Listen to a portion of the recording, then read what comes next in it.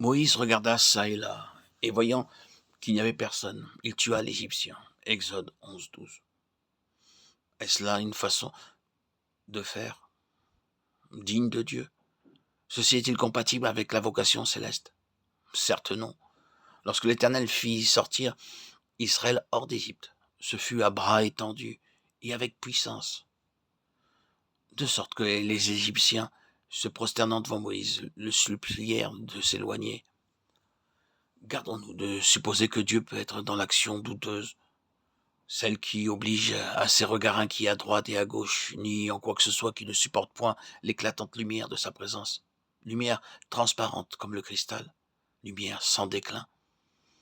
Attention aux moyens employés pour obtenir de l'argent pour les œuvres. Attention aux moyens employés pour gagner des âmes.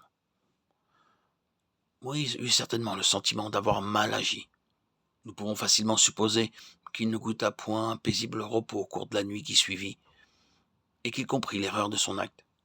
Il comprit qu'il ne pourrait point sauver Israël par de semblables moyens. Comme Moïse, nombre d'enfants de Dieu se précipitent tête baissée dans l'action, avec leur propre force, leur pensée charnelle, leur propre sagesse. Aussi, les âmes restent sous l'esclavage du péché et du monde. Les efforts malheureux de ces ouvriers téméraires qui vont, sans avoir été envoyés, font songer aux enfants essayant de vider l'océan avec une cuillère. Alors, devant tant de souffrances, tant de péchés, faut-il rester les bras croisés? Demandez-vous peut-être, certes non, mais il faut d'abord que la vie soit en harmonie avec la pensée de Dieu. Ensuite, travaillons avec lui, mais jamais sans lui. Dieu et Moïse pouvaient faire sortir les enfants d'Israël hors d'Égypte. Moïse tout seul ne l'aurait jamais pu. Lorsqu'il sortit le second jour, Moïse vit 2 Hébreux qui se battaient. Il dit à celui qui avait tort, « Pourquoi frappes-tu ton frère ?» L'Hébreu répondit, « Qui t'a fait prince et juge sur nous? Veux-tu me tuer comme tu as tué l'Égyptien ?» Et Moïse eut peur. Exode 2, 13, 14. Il venait d'être atteint en plein cœur par l'une de ces flèches qui semble lancée par la main de Dieu. Il est dur de s'entendre traiter de la sorte par cela même qu'on veut secourir. Et cependant, nous devrions rechercher ces rudes vérités plutôt que de les craindre.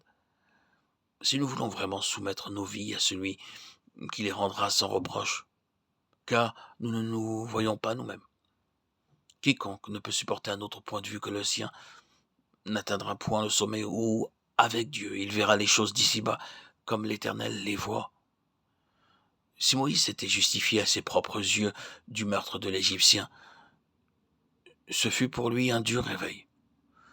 Pour cet homme qui vidait une querelle personnelle, point de différence entre lui et Moïse, lequel voulait délivrer Israël, c'est que les autres voient les moyens employés, moyens charnels ou mondains, et ne discernent pas l'idéal poursuivi.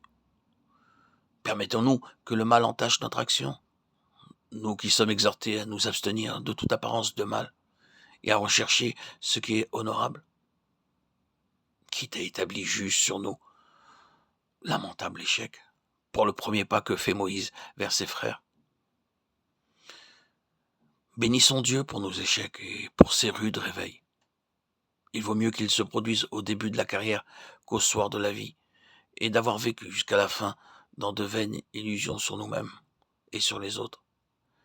Il vaut mieux avoir ces réveils lors des premiers pas au service de Dieu, plutôt que d'arriver devant le tribunal de Christ, sans avoir accepté la vérité sur soi-même, et de perdre la récompense. 1 Corinthiens 3,15. Moïse, effrayé, il s'enfuit et ne s'arrête qu'à Madian. Le voici désormais étranger et voyageur ici-bas. Du jour au lendemain, quel changement! En son cœur, il avait déjà fait son choix. Dieu réalise celui-ci de façon inattendue. Le palais égyptien est bien loin. Il n'y a plus qu'un étranger dans le désert. Cette expérience de la vie de Moïse a sa contrepartie dans la nôtre. Seulement ils sont nombreux les enfants de Dieu auxquels il faut des années pour découvrir leur complète impuissance au service du Seigneur. bien qu'ils sachent qu'on ne les écoute pas et que parfois même les auditeurs leur demandent qui vous a établi juge sur nous. Ne blâmons pas les auditeurs.